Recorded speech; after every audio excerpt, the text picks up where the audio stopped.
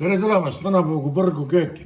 Asjalugu on selline, et kuna ma siin hiljaaegu raiskasin viimase otsa ära sellest küüslaugu pastast ja seoses sellega, et mulle on nii palju küsimusi esitatud selle küüslaugu pasta kohta, nii eraviisiliselt kui ka avalikus kommunikatsioonipõllul, siis et ma teen endale uue pasta, siis ma näitan ka teile, kuidas seda nagu kõige lihtsam oleks teha.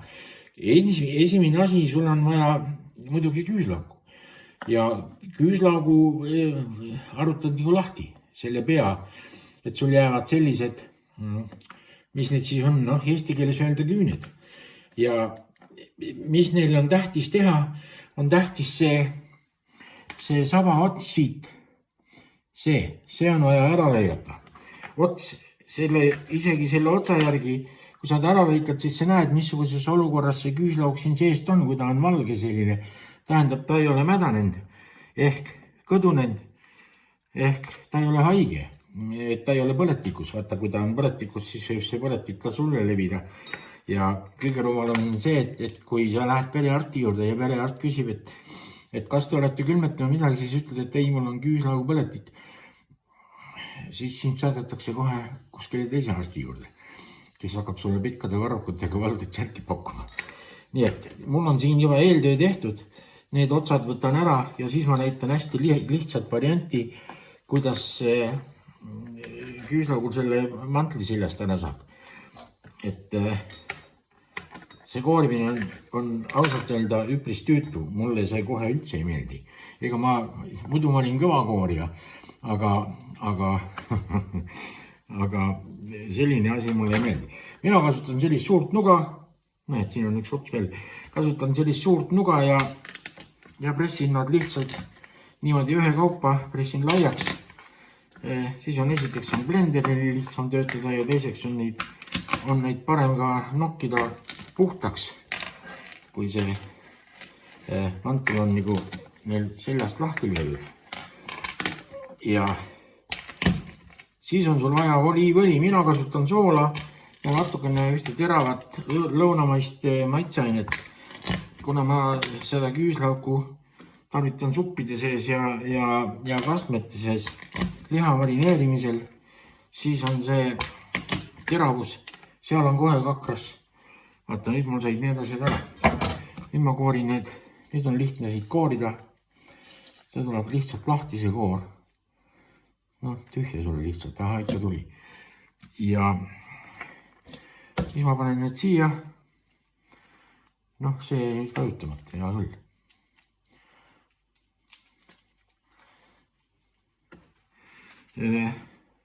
Seda teed oma maitseergi. Aga sul on tingimata vaja oliivõli. Kas ta on puhas oliivõli või on ta extra virgin, sellele ei ole vahet. Et seda ei lähe ju siia nii mitu liitrit. Muidugi oleneb, kui palju sa tahad teha. Kui sa tahad tervele polgule teha, siis eestlaste polk vast ei söö küüslauku. Mõni teine polk sööb hästi kõvasti.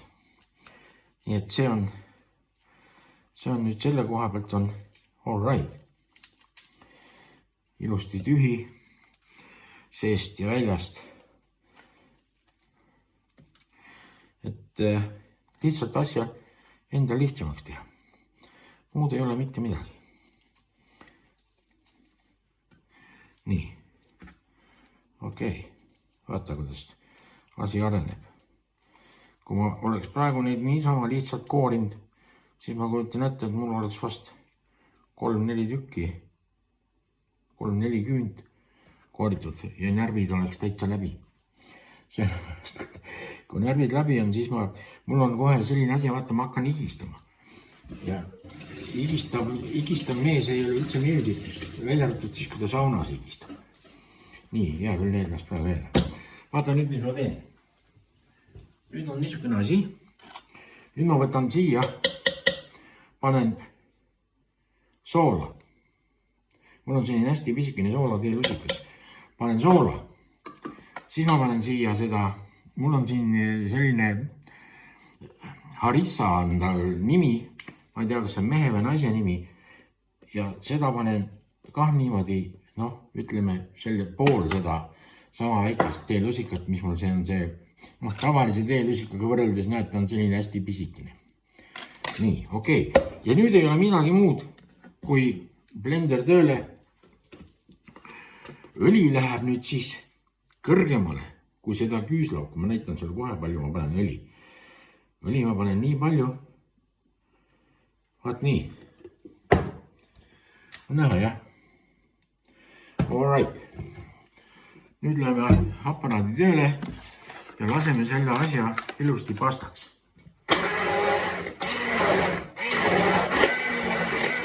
Hästi peeneks.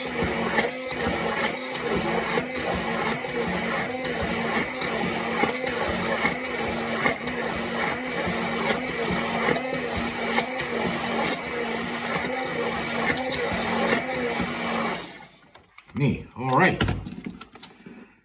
Sellega on nüüd siin pool, et on teisel pool. Nii, see läheb pessu. Okei. Ja siis on sul vaja üks selline purk. Mul on see küüslaugu purk, see mahub hästi külmkappi ja kogu see asi läheb siis siia purki.